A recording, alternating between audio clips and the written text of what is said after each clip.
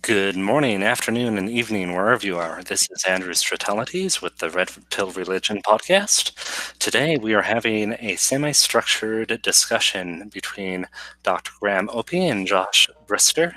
The general topic will be, where does the evidence lie? A comparison and contrast of Christianity and atheism. So, Dr. Oppy, since you're our guest, could you say a few words about yourself, your background, what you do, and sort of what your position is? Okay, so I'm a philosopher based in Melbourne, Australia. I've been at Monash University for the last it's getting on for 25 years. I mainly teach philosophy of religion, but I've taught a whole range of other subjects in the philosophy department here, including logic, metaphysics, ethics, aesthetics, philosophy of science. So I have a broad range of interests in philosophy. My research for a long time was mostly on arguments about the existence of God. I wrote a book about ontological arguments. That was my first book. And then a more general book just about arguments in general. More recently, I've got interested in a different set of questions. I'm very interested in the history of atheism, and I'm also very interested in trying to work out how we should go about moderating or deciding or evaluating debates between naturalists and theists. Interesting. So it sounds like your most recent interest is sort of, let me put it this way, about the meta question of philosophy of religion. How we need to navigate that. Would that be a fair articulation of that? So I think that's right. I think that my own feeling was that the discussion of arguments about the existence of God wasn't very productive because people didn't spend enough time thinking about the meta questions about what it's reasonable to think that arguments can do, how arguments should be properly assessed, and so on. And I've got increasingly interested in those questions as time has gone by. Awesome. Interesting. So Josh has been on our channel before, and he's a team member. And me and myself and Josh have had some discussions as well. But go ahead and say a few words about yourself, Josh. Well, my name is Josh Brister. I'm an American and an American history teacher and a world history teacher. And I love to study philosophy, and I think it's truly an honor to be here with Dr. Oppy. I think you're one of the most brilliant atheistic philosophers, in the world today, and it's a real pleasure to dialogue with you.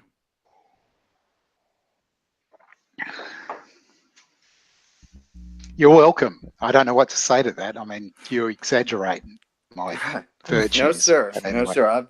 I've read some of your stuff, including arguing about gods and philosophical perspectives on God, I believe is the second title. And I would like to, surely like to discuss some of your works, and I want to show how I think Christianity is more plausible than atheism. So with that, could you, Dr. Oppy, please sort of give us at least a starting point for your sort of perspective on the God question, or the religion question, or naturalism question, or however you want to put it, and sort of I guess as concisely as we can in this time, sort of chat about how that ties into, I guess, the philosophy of life that you think is most compelling. I apologize that I don't mean to go off topic, but basically outline sort of your perspective on things. That's the good way to look at it. Okay, so it's hard to give a really brief summary, so I will do my best. I think that the right way to think about, say, the choice between a particular kind of naturalism, the kind of view I defend, and a particular kind of theism, say the kind of view that Josh defends. The right way to think about this is to, the way to work out which position you should come down on. First of all, you have to kind of say in a lot of detail what the views are. So what are all the various things that my naturalism's committed to? What are all the things, and by things I mean claims, what are all the claims that make up my naturalism and Josh's theism? Then we look to see whether there's some sort of a derivation that shows that one or other of the positions is kind of internally lacking, it's logically inconsistent or probabilistically inconsistent or something like that. And assuming that neither of the theories turns out to be inconsistent, then the kind of remaining question is, okay, so which one's better? How do we work that out? Well, I take my lead from recent work in philosophy of science that says when you've got two theories and you want to compare them, the better one is the one that explains more while being committed to less. So there's a kind of trade-off between the theoretical commitments that you've got and the amount that you can explain, and the best theory is the one that does best at managing that trade-off. Some people will want to couch this in terms of decision theory, Bayesian decision theory. So it's which one of the two theories has the best posterior probability, where you start off by assigning prior probabilities to the theories and then you conditionalize on the evidence and you work out which one's better. I'm not wedded to that way of doing things. I prefer the more kind of descriptive approach that I gave before. Okay, so that's just the framework for assessment. What I think is that when you take my naturalism and you compare it with all other views, it turns out to be the one that does best in minimizing your commitments and maximizing the explanatory breadth and depth. There are two parts to that claim. One part, I think, is relatively easy to justify. The other part is long and complicated and the discussion goes on forever. The easy bit, I think, is that naturalism is a simpler view than competitors. And the reason why I say this is because basically the way that I think about naturalism, what naturalists commit themselves to, is just all the stuff that everybody agrees on. So there's a universe, and by everyone, I mean everyone suitably informed, because part of what's going to fill out the content of the view is science. But so I'm going to suppose that everyone agrees there's a universe. It's pretty big. It's been around for a long time, many billions of years. It's got a particular physical constitution and chemical constitution, at least in certain places. Living creatures and so on. There's a history. People or our ancestors appeared, depending how far back you want to trace it, but hominids many millions of years ago now. So there's a long history. What is there? The answer is that stuff and nothing else. And then other views add in more stuff, and that makes them more complicated. So what I think of as the kind of easy side of the argument is arguing that naturalism is the simplest view. On the other hand, there are explanatory questions about what can you explain, and other views suppose that the extra things that they're committed to enable them to explain more. So if you ask, where did the universe come from? Some people think, well, there was something else that created the universe. And in short, what I'm going to ask sort of in response is, okay, and what's the status of that extra thing? Right? If you think that it exists of necessity, I'm just going to say the universe exists of necessity. And as far as the ability to explain why the universe exists, there's no advantage that falls to the opposing view. And then I'm going to repeat that trick over and over and over when we ask about all the other questions where you might think that you've got some kind of explanatory advantage. Okay, so there's a very quick summary. Sure. Josh, could you do the same and sort of summarize the framework you use and sort of your perspective on theism, sort of as a freestanding before we start sort of discussing and you guys take turns poking at each other's views? Yeah, sure. And I do appreciate Dr. Oppy, you saying all that. Seems consistent with what I've read, the various articles that and pieces that I've read from you. Now, I'm not sure if you're familiar with it, Dr. Oppy, and I'm sure you probably are, being a distinguished philosophy professor. But Thomas Reid, in his inquiry into the human mind on the principles of common sense, there's this Scottish common sense realism that was going on in the 18th and 19th century. And as a history teacher, I like to communicate this to my students, to my kids, because it was so instrumental in influencing America's founding. Let me just read to you a quote by Thomas Reid. This is Thomas Reid, Common Sense Realism. If there are certain principles, as I think there are, which the constitution of our nature leads us to believe, and which we are under a necessity to take for granted in the common concerns for life without being able to give a reason for them, these are what we call the principles of common sense, and what is manifestly contrary to them is what we call absurd. The basic things in life we can know intuitively in a first person commonsensical perspective, like the existence of the universe and other minds, etc., etc. Now, these come with it a whole barrage of uh, things in our mind, computations that have to be done, but which we take for granted on the basis of common sense. Now, when we take into consideration reason and what makes an argument plausible or implausible, sound or unsound, we also have to take history into account.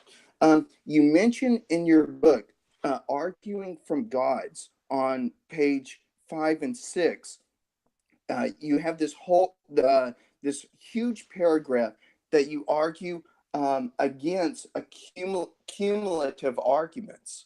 Now, I think Christian theism, is really based on a cumulative argument.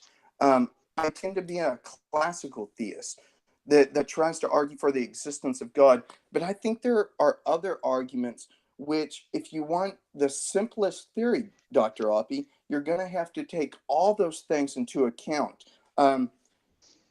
For example, that we can have intentional states of consciousness, that there's a parent design, at least a parent design in the universe, that tends to show that in the anthropic coincidences of our universe.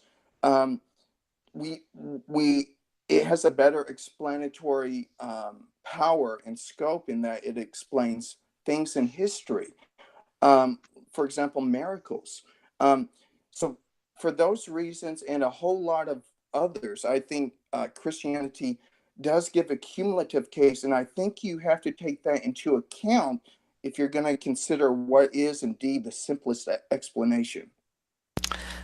So I'm going to go ahead and take a moment here to attempt to concisely sort of broach both perspectives, and you guys can confirm whether or not I'm making a mistake, mostly just so that our audience at home can have the same thing sort of reinforced in different words. Dr. Oppy, it sounds like your basic position is that any type of theology or atheology needs to be weighed on its simplicity and explanatory power. And you believe that naturalism, or that if we just look at things that, as you said, everyone agrees on, like that the universe exists, that the laws of physics are consistent, and so on and so forth, you believe that this has as at least as much explanatory power as theism, but it has fewer fewer claims that it needs to defend. Well, Josh, you basically said that that there are intuitions and things that we need to explain, as well as things about the universe, like Exactly. the structure of human history and things like that. And you believe that naturalism does not explain that as well as theism. Is that a reasonable summary, do you guys think? I think so. So I'm not sure. So let me say one thing which I didn't say before that might make a difference to your summary. So I think that what we're going to compare is two theories of everything. So you've got to imagine that you've elaborated every single proposition that you're committed to. And then we're comparing two of these fully elaborated positions. The positions will agree on lots of things. They can be about whatever you like, right? I'm going to treat those as the data to be explained. What we agree about is data. What we disagree about is theory, right? Because we disagree about it. And amongst the data, there will be all kinds of stuff about various things that Josh mentioned. So about consciousness, about states of mind, about the alleged fine-tuning of the fundamental constants, about reports of miracles, for example. There won't be in the data anything about miracles because on my side, I don't believe there ever have been any.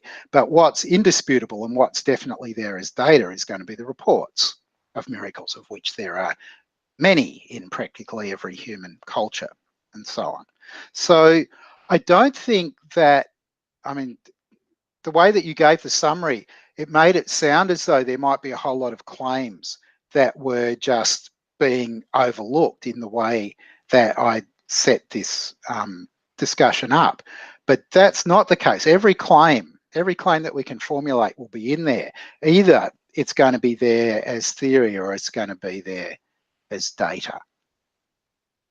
Okay, I just very quickly, because I don't want to have us go too much on a rabbit hole. You believe that atheism, or naturalism specifically, in your specific brand of naturalism, Yeah. explains all, I'll call them the data questions, of things that we can agree on, of these reports of miracles happen, or this historical report happened, and that those things are explained, but the interpretation of them might be different, right?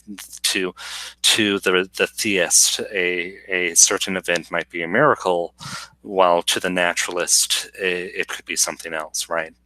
Well, I mean, in the case of miracle reports, part of the dispute will be about whether there was whether in fact there was an event that corresponded to the reports or not in some cases, right? In some cases, there was a historical event like all those people that gathered at Fatima, right? Mm-hmm. There's no doubt there was a historical event, a gathering of people, but the reports that emerged from some of the people there about the sun sort of flying about all over the sky, that's just reports, and I'm sure didn't correspond to anything in reality. There's some quite I mean, there are lots of interesting questions There are questions about how many people made these reports at the time, how many subsequently came to believe those reports even though they were present and suppose that they must have witnessed the same things too, and so on. There's lots of kind of interesting questions about what happens when you're part of a crowd and you're asked to remember the event subsequently and so on. But yes, the leaving aside the Well, I don't know. sorry, yeah, I, I'll let you go.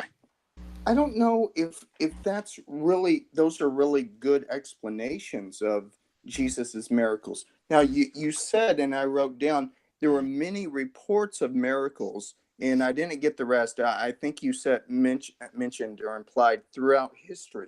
Now that was David Hume's basic argument against miracles. New Testament research has come to a consensus that we can't simply, you know, paint with a broad brush or accept David Hume's arguments uncritically. There has been many works that have critiqued David Hume's arguments, including, and I'm sure you're aware of N.T. Wright. He's an Anglican scholar, a book called The Resurrection of the Son of God. And I just want to say how the miracle of Jesus, just taking it from a historical point of view, is different, or it's not simply analogous to other miracles in other religions. This is what he says, quote, "We have evidence for plenty of messianic or would-be messianic movements in the century or so of Jesus. They routinely ended with the violent death of the founder. When that happened, his followers faced a choice: give up the movement or find yourself a new leader. We have evidence of both. Going around saying your leader had been raised from the dead was not an option, except in the case of the followers of Jesus of Nazareth." So I do think that there's some non-analogous types of evidence for Jesus as contrasted with other so-called miracle reports. You also have New Testament research pointing or showing the historical trustworthiness of the empty tomb, the post-mortem appearances, et cetera, et cetera. I'm sure you've heard all of that, Dr. Oppy, but I think when we look at the data, I think we can come at it with different viewpoints. And sometimes I think our skepticism is not warranted unless we're looking at it in the lens of common sense. And I think Thomas Reid gave a critique of Hume, and I think it's still alive to this day. So I'm not sure where to start. So Hume, in his famous essay on miracles, has two very different kinds of objections. One objection is a kind of a priori, very sweeping objection, which sort of suggests that we can tell before we look that no miracle reports could be correct. That argument is not very strong. It's been criticised by lots of people, including lots of atheists. A good example would be John Ehrman in his book, Hume's Abject Failure, which is a discussion of the failure of that I was just about to mention that one. But most people who read Hume these days and are interested in taking something away from his discussion don't look at the first part of the essay, they look at the second part, because in the second part, Hume makes some general points, and they are only general points, and so we'll come back to this in a sec, about how weak the evidence for any actual claim for a miracle is. And he says some very general things about where the reports come from, who makes them, how many people we can establish were independent witnesses to the miracle, and so on. And that part of what he's got to say, I'm going to agree with, though I think that you've got to fill in. There's lots of questions to fill in. So in any particular case, if someone, as happens all the time, someone reports that there's a statue and it's crying tears of milk, right? A typical sort of early 21st century miracle report. You want to look at the body of these reports. You want to look at all the similar reports that actually have been investigated and the results have turned up nil. You want to look at the people who are making the reports and think about what kind of barrow they've got to push when they're making the reports. You've got to think about the independent improbability of the report. Certainly, if you're a naturalist, the independent probability that a statue is going to cry tears of milk is pretty close to zero, and so on. Right? So when I was talking about miracles, I'm just talking about all the miracle reports of everywhere in the world across time and place. And this is one of the things that Hume says, right? It's a remarkable fact about miracle reports that pretty much everybody who accepts miracle reports and takes them to have religious significance supposes that they support their own religion. How strange that should be, that it should be that way. Well, not really. I mean, he's being sarcastic, but there's that point alone gives you, I mean, you mentioned earlier skepticism. That point alone gives you very strong reason to be skeptical about every single miracle report. I don't think so, Dr. Oppy. So I'm going to go ahead and interrupt for a moment here. If both you gentlemen could take a few minutes to just sort of describe what you mean by miracle report in simple language, just to make sure we're not in a semantic muddle and that we're talking about the same thing. I think that would be very helpful. Let me go first. And Sure. I wanted to bring up a few things, in response, because I think you said many different things. I think there's a lot of things that could be said, but I think a miracle could be defined as an act of God that the effect would not come about by natural processes on its own. During the 18th century, various Christian apologists and Christian thinkers, they even replied to Hume. They even brought up Napoleon Bonaparte and the uniqueness of Napoleon Bonaparte at the Battle of Waterloo. As a history teacher, this is very important to me because historical events are not the same as repeatable events, as things you would expect to be repeatable. So they're particular instances, and I think to determine if one of them is historical, we have to look at the particular evidence, Dr. Oppy, and not simply the general background evidence that miracles don't indeed happen in general. It seems to me that instead of looking at the evidence with an open mind, you're simply weighing the evidence against any particular historical event, and that's a bad in my opinion, as a history teacher. Now I know I'm not a professor, but I don't think that's how historians work in the field. And again, it's sort of a two-parter. First, sort of defining what you mean by miracle report, and then go ahead and feel free to respond to Josh. So,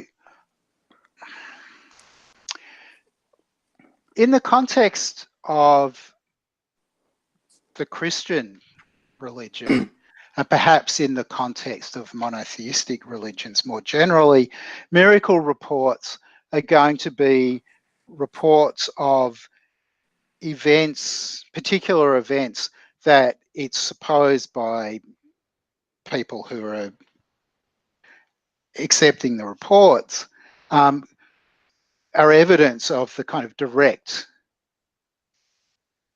handiwork of the God. We want to distinguish the miracles from other features of the world that are also supposed to be evidence of the handiwork of God. So perhaps, for example, you look at the sky, you look at the night sky, and you're just sort of impressed by the grandeur of the heavens, and you think all of this is the work of God or something like that. That's not going to be a miracle, right? So there's something else to miracles other than there being the direct intervention of God. And that bit has to do with what you'd expect in the regular course of events were it not for the particular intervention of the deity. So something like that is what a miracle is in the Christian religion, but there are miracles, there are reports of miracles in other religions where other things stand in for God. So it might be the direct work of many gods rather than one, or it might be the direct work of something that's lesser than a god but still clearly supernatural. So that, for example, in Eastern religions, you can have devas or all kinds of things that can work miracles. Well, Right, and so that would be the more general account of a miracle that I'm working with. Sure. So just to summarize what I think the point of agreement is, that a miracle is an activity or something that occurs in the world that is not modeled by our normal everyday to-day expectation. And for the theist, the explanation is the action of God or gods. Is that the point of agreement that I'm hearing, or is there something I'm missing?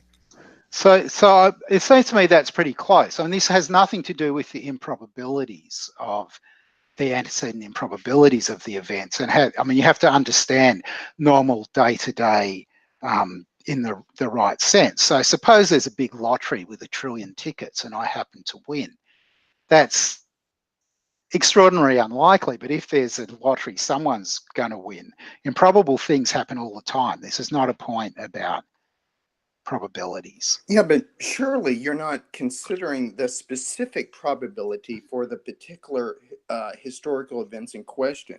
Now, this is what I was saying, that the various apologist thinkers such as Les and William Paley argued against Hume in the 18th and 19th century. Excuse me, that they said if an improbable event with a theological understanding of that event happens over and over, and especially at of Jesus saying, "Let them be healed," or "You may walk," or something like that, then the improbability that it's a natural occurrence goes lower and lower each time, and especially over multiple occurrences. It seems to me, Dr. Opie, it seems that you're painting with a broad brush in trying to isolate these particular things in your overall philosophical understanding that miracles don't in fact occur. But if you step back like Thomas Reid and the common sense realist, you'll I think you have to explain all of this. And this goes back, the reason why I brought this up, it goes back to what you said against a cumulative argument um, in your book, Arguing About Gods. It just seems to me the totality of the evidence points to these miracles being authentic and not merely one-off things or isolated things in history. Okay, maybe I should say something about cumulative arguments at this point, because obviously the way that I set up the discussion about how to evaluate naturalism and theism is a kind of cumulative case. You consider everything and you weigh all of the considerations. What I was talking about back in it's a long time ago now, when I was writing, arguing about gods, was what you do when you've got a whole lot of separate arguments, where an argument's a set of premises and a conclusion, and you've got a bunch of arguments, all of which have the same conclusion, but they have very different premises. And maybe there's some way of constructing a really big argument that uses all of those little arguments, but it's not obvious how that's going to go, because once you've got a set of propositions that's sufficient to entail a conclusion, you can add in as many more propositions as you like, and it won't affect the fact that the conclusion follows from the premises. Yeah, why So can't there's something a bit odd about the idea of a cumulative case where we're talking about logically valid or allegedly logically valid well, I don't think arguments. I don't think so, and here's why. When we walk or do anything in our everyday lives, we're interpreting things through our senses. Now, those things that are interpreted through our senses are hitting our retina between, I believe it's 300 to 600 million millimicrons, and it's not the only way we can interpret things. Um, so, what I'm trying to say is that are by sense detection and perceptual constancy and pattern recognition uh, and decision theory, which you brought up. I think there's a plethora, excuse me, pardon me, of things where we make these intuitive deductions of the external world. We're not simply isolating them. So I don't think you can isolate these particular miracles from these other religions just because they have reports and so forth. Why not look at the overall historical case for theism and Christian theism in particular? So, Well, so well, I sense another possible muddle here, and I'm just going to yeah, summarize real quick to make sure that we're on the same page. It sounds like you, Dr. Oppy, were talking about that you can't make a cumulative deductive argument, basically, right? That if the ontological argument, for example, is either sound or not sound, and having a bunch of valid arguments doesn't add or subtract to the soundness of them. And that's sort of that's the type of cumulative argument you were criticizing, and that something like a historical inductive argument or an inductive argument based on experience or reports or different data is a different type of argument that might be cumulative in nature. And I think there might have been a bit of a confusion on that distinction. right. So that's right. I mean, when I wrote arguing about gods, I was well aware of Swinburne's cumulative argument, which is a kind of inductive, as you say, a kind of inductive argument, or you might prefer to think of these as a sort of extended argument by inference to the best explanation, which is closer to Yeah. how I'm thinking about it. And of course, in that sense, there can be cumulative arguments, because that's just another kind of argument. Mm-hmm. Yeah. I like to picture it like this way, Dr. Oppy, and pardon me, this isn't my own analogy. I get it from one of your colleagues or peers in the field, Dr. William Lane Craig. He pictures these arguments as like a medieval knight's chainmail, the protection that a medieval knight would wear, that they're all linked together in a certain way, and it's a person cannot or a naturalist for instance, cannot just pick off one of the links in the chain because they're held together by a plethora of other links. Now, I wanted to bring up one other thing, Dr. Oppy. In your book, well, in that same book, Arguing Against Gods, on 173, on page 173, you go over the Kalam cosmological argument, and you say, in view of the bewildering variety of complex issues raised by the cosmological argument, that therefore the three premises of the Kalam cosmological argument cannot be sound. Now, I think that's a really, and I'm saying this with all humility, I think that's a really bad, a bad way to dismiss the Kalam cosmological argument. I think it is persuasive because it doesn't seek to prove too much. And William Lane Craig would concur with this. All of the premises of the Kalam are more plausible than their negation. Do you think it might be possible, because of naturalistic commitments, do you think it might be possible that that's why you think it's just bewildering to accept the conclusion of the Kalam cosmological argument? So I'm looking at page 173 and I can't find the word bewildering in it. Sorry. I'm sorry. I apologize. That what this is an article written by William Lane Craig. It's in the Blackwell's Companion of Natural Theology. The bewildering was not your own word, and I got that a little wrong. It's you dismiss that argument, though, and that's what Craig says about what you said. So I don't think I dismiss it. And before that, we need to work out what we mean by it here.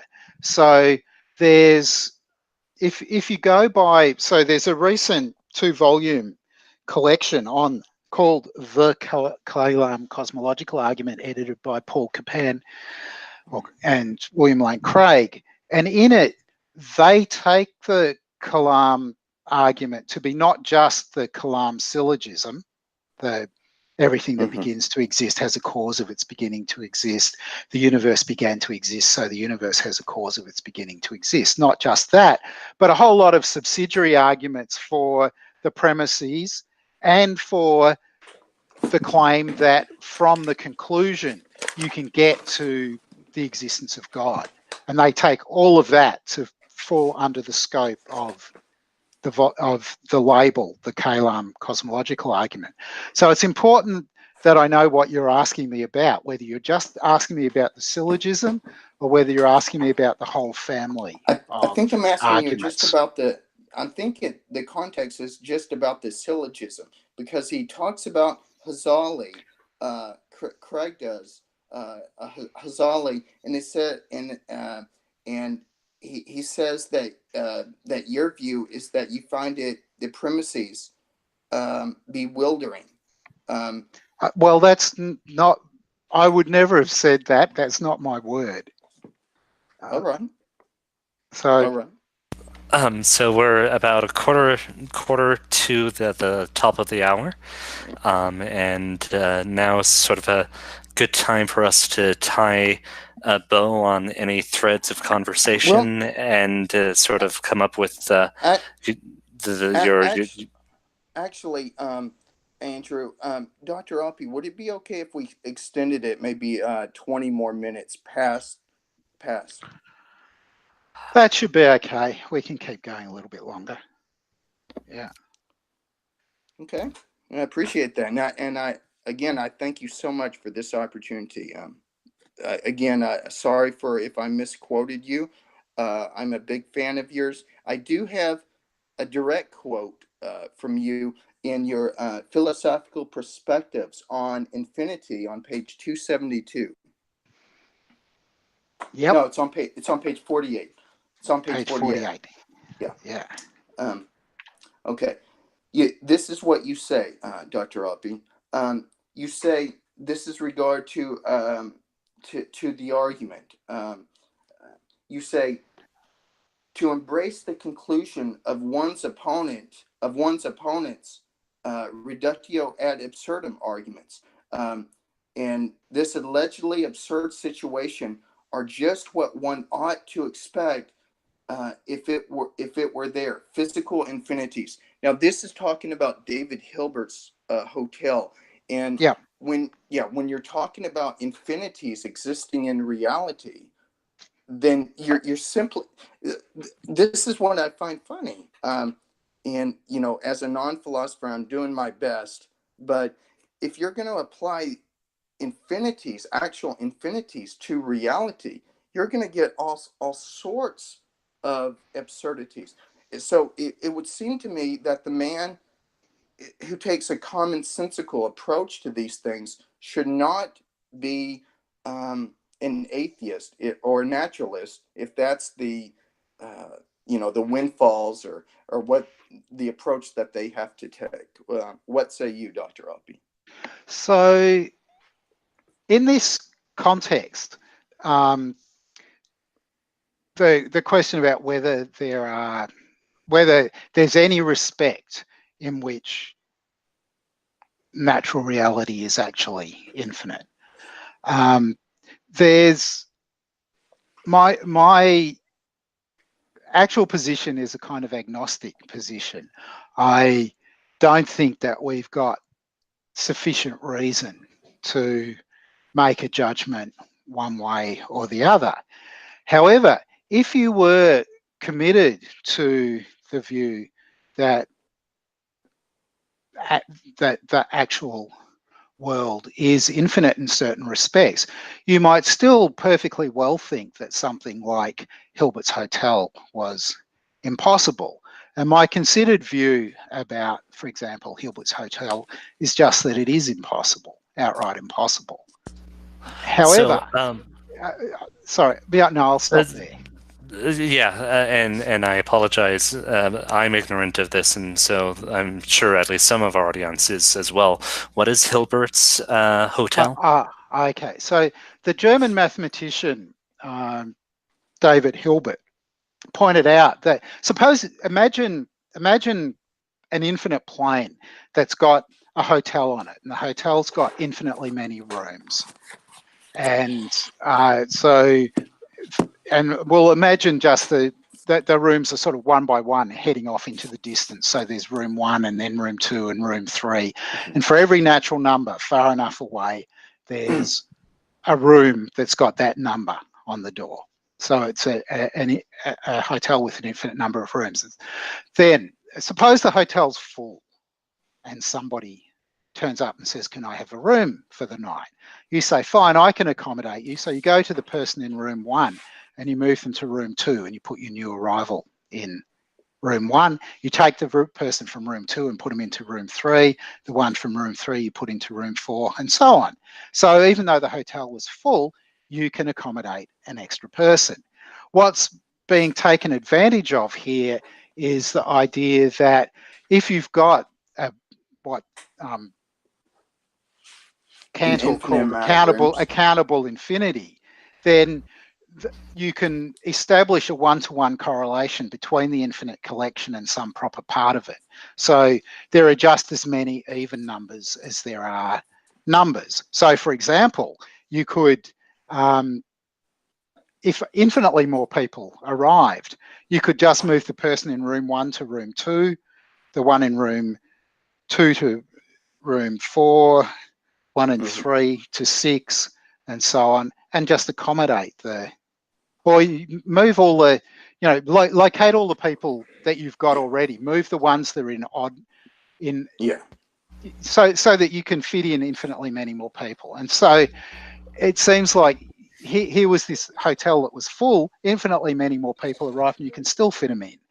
And there are other things that might seem strange too. So if I can take away infinitely many people and rearrange them and the hotel will still be full. I can, and so on. And people like Craig say, well, all of this is absurd. It shows that there couldn't be an actual infinity. Whereas I think at most it would show that there couldn't be a hotel that had infinitely many rooms and that you could move infinitely many people around in this kind of way and so on. But since the usual point of interest here is whether the past could be infinite, it simply doesn't speak to that at all, because you can't manipulate past times in the way that you can manipulate people moving in and out of rooms. And so Okay. on. So basically it comes down to trying to determine whether a countable infinity is analogous to an infinite history of the universe. Yeah. And whether that can be instantiated and made actual. That's one of the sub-arguments for the Kalam cosmological argument, and that's why I think this is very pertinent. And you make that case on page 53, Dr. Oppy. This is what you say. I'll read your quote, your exact words. There can, after all, be a hotel in which infinitely many new guests are accommodated, even though all the rooms are full, via the simple expedient of moving the guests in room N to room 2N for all N. Now, here's what I don't understand. If you apply that to reality, like you said, Craig does, and that's who I'm largely dependent on here. It just seems if you're gonna hold to that instead of accepting the logical conclusion that the universe began to exist, I just feel that you're accepting it for naturalistic commitments, and I don't think that's the simplest explanation. So, and I think I'd like to, since you quoted from me, the way that you made that quote, it sounds like I was just contradicting myself before when I said that my considered view is that there can't be such a hotel. What I'm doing at that point is saying, look, there's a dilemma here for people who think that there can't be physical infinities, because I mean I give an account of how you might try to build such a hotel and say if you could do it, then well that would just be it. You would have this infinite totality, right? On the other hand, if you can't, then you haven't managed to show that just because you can't build the hotel, that there can't be any other kinds of actually instantiated infinities. And the whole point of this argument was that it was in aid of, as you say, a premise in support of the idea that the universe began to exist, or sorry, natural reality began to exist, because if the past's infinite, then it didn't begin to exist. There's no point at which it began, right? So yeah, I didn't say there can, after all, be a hotel, blah, blah, blah, blah, blah.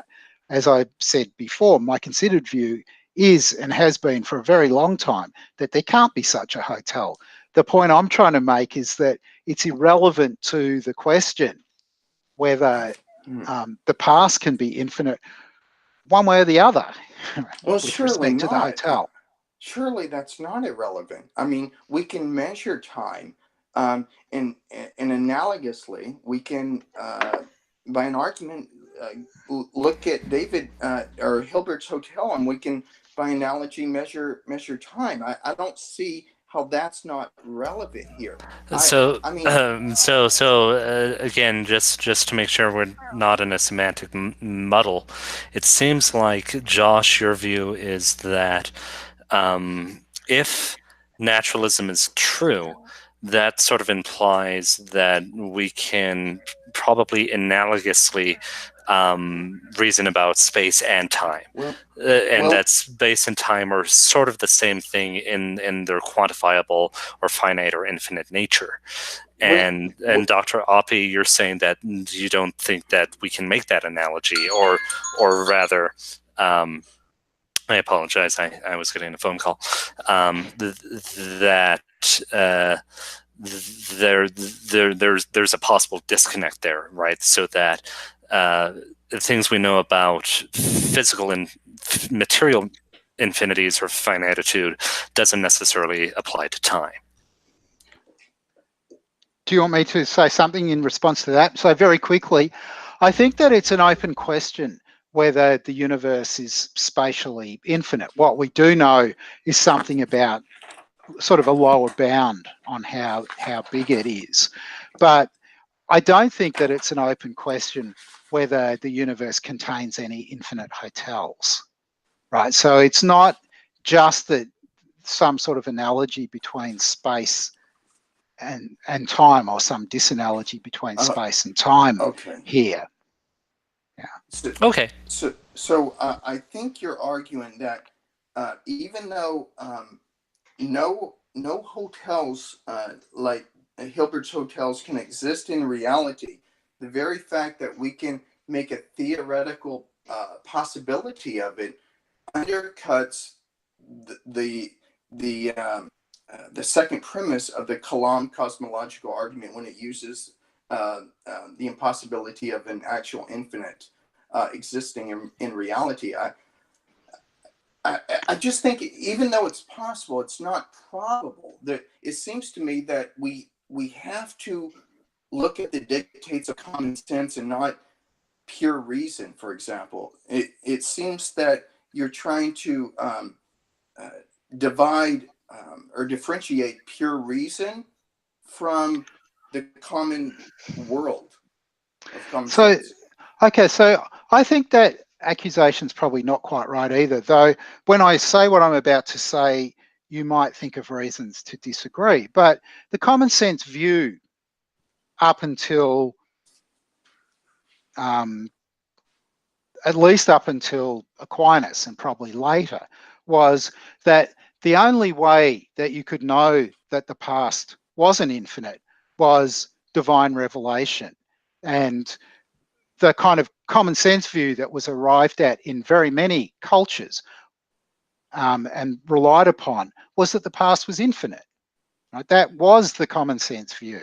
So it's a bit hard to say that there's some intuition or some common sense that people generally have that counts against that view.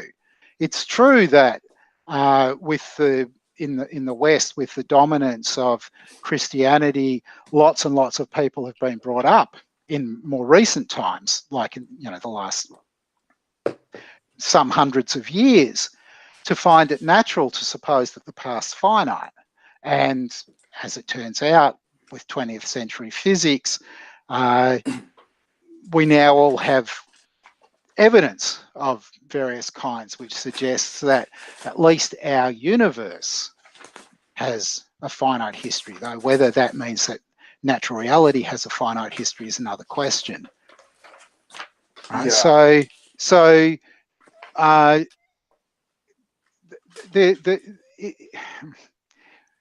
it's a difficult point. What's kind of the common sense thing to believe here? When I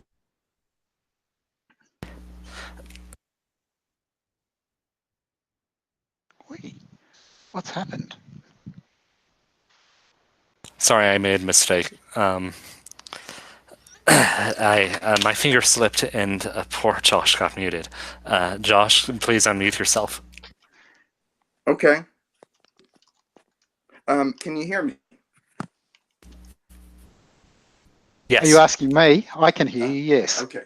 I think what I was saying is when I'm usually, I'm one of the Christian debaters, and I think it's really important that, that we express our ideas, and I love this exchange, but when I argue with atheists or naturalists, they always, it seems to me, give an argument. For example, the problem of evil, a sophisticated argument that has a long history itself is, I know that you know that and probably teach on that.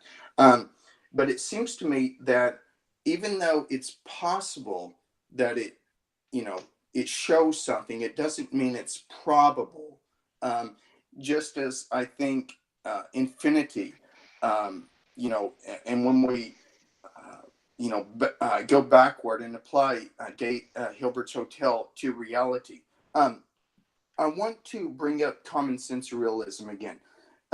This is a quote again. This is my favorite philosopher, Thomas Reid. And I really do think he confronts naturalism. This is what he says. We see then that Mr. Hughes' philosophy is very much like a hobby horse, which a man, when he is ill, can keep at home with him and ride to his contentment. But just in case he should bring it to the marketplace, his friends would quickly impanel a jury to confiscate his estates and have the solicitude never to leave him alone again.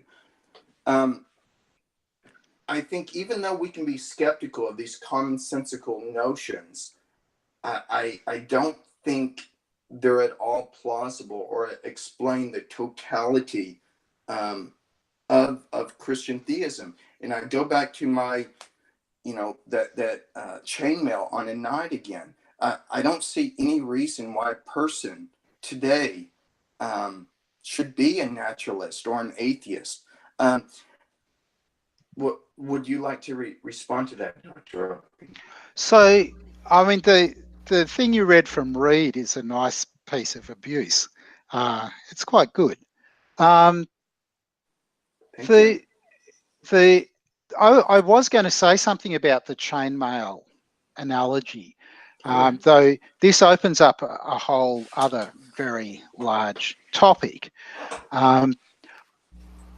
There's a question about what an argument can do, right? So suppose that you've got a valid argument.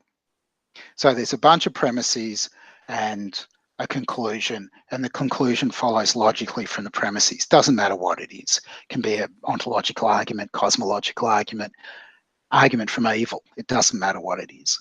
Yes.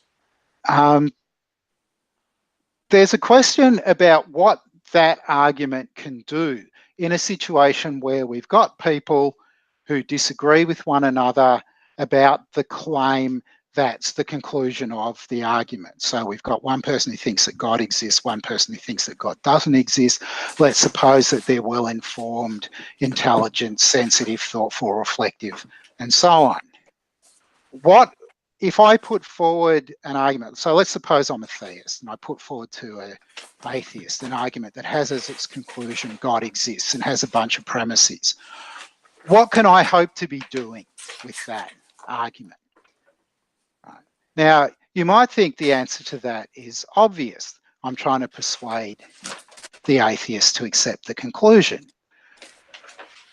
Under what conditions will the atheist have a reason to accept the conclusion on the basis of the argument that I've given to him or her?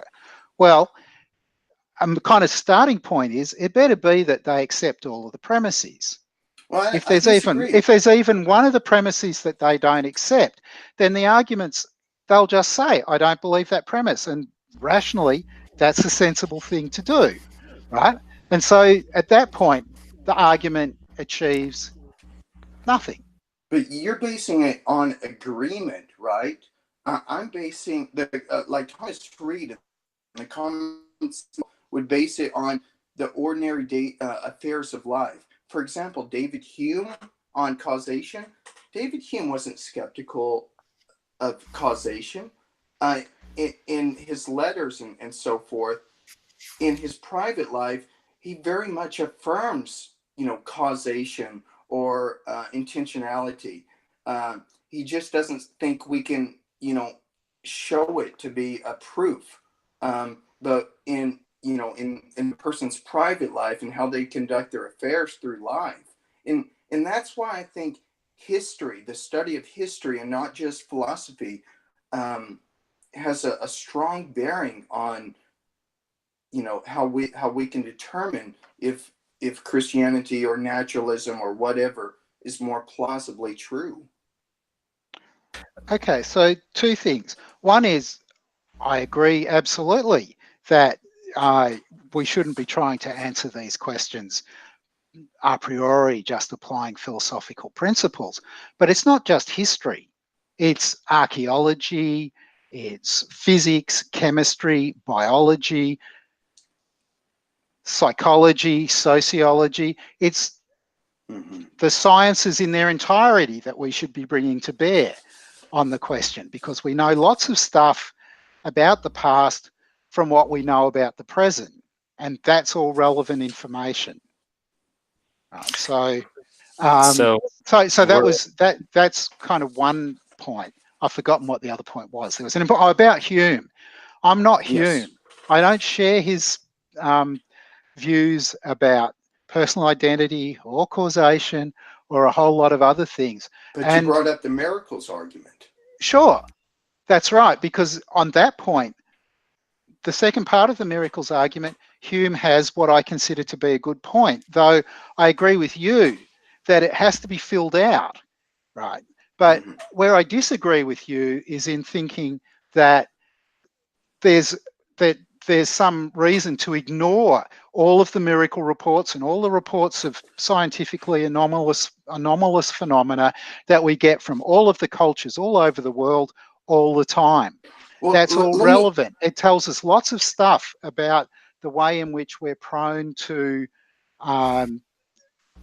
making errors of various kinds in our reasoning that you need to take into account. That's a good point, but that's a good point, Dr. Oppy. But I don't think you're considering that there's strong evidence for miracles going on around the world today. I'm not sure if you're aware of a scholar. His name is Craig Keener. He wrote an entire 2-volume book on miracles. I'm sure you probably are aware of it. And he documents that all throughout the world, miracles do in fact take place. It just seems to me that the skepticism of Hume lies behind a lot of these arguments. And Thomas Reid, his own contemporary, Thomas Reid, who Hume read, I think Reid in his common sense realism really devastates the unmitigated skepticism of David Hume when it comes to lived life. So I would have thought that common sense realism would be on the side of there aren't any miracles, right? That's just the kind of common sense position. People have amputations, their legs don't grow back, despite the fact that you can find testimony in the churches to the regrowth of amputated limbs. Well, that's not what Thomas Reid would say. It's probably the chief proponent of that school of common sense realism. That's not what he would say. Sure, but he was back. Yeah. Go on. I was just going to say he would take a step back and say, look at all of history and not just try to look at one sphere of reality where miracles don't happen. You know, I think when we look at something, especially history, there's so many interpretations, and we have to use our selection process and things like that to interpret reality. And I don't understand why you won't do that when it comes to history that shows the miracles of Christianity, especially the New Testament, different from other miracles. Well, I've read a reasonable amount on this topic, but I've also read quite a lot about the miracles of Buddhism, Hinduism, Islam, Judaism, although you might count those as amongst the miracles of Christianity, depending upon how you're counting these things, and lots of other religions as well. And I can just see the commonalities in the circumstances in which the reports are offered, features of the reports, the apparent reliability of the testimony, the questions about the testimonial chains, the absence of any clear cases of independent confirmation from multiple reliable sources, and so on. So we're about 5 minutes from our agreed stop time, and it's been a fun discussion.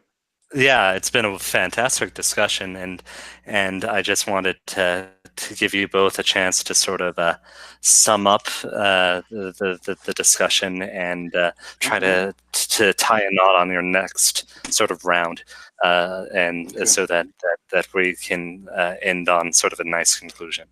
Yeah.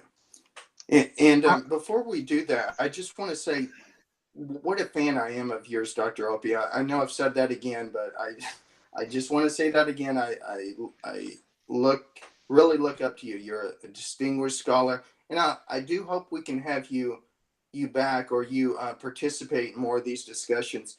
I think it shows how, there's a lot of vitriol between our communities sometimes, and you're a stand-up person, and I too want to find ways where we can work together and build, work together and build things for our future. okay, do you want to quickly sum up? I Yeah, let's do that. Well, let me go last since Dr. Opie went first. Okay, well, I don't really have anything in particular that I wanted to say in conclusion. I think that I'm just trying to reflect on the discussion, which is a bit hard without sort of sitting down and listening to the tape.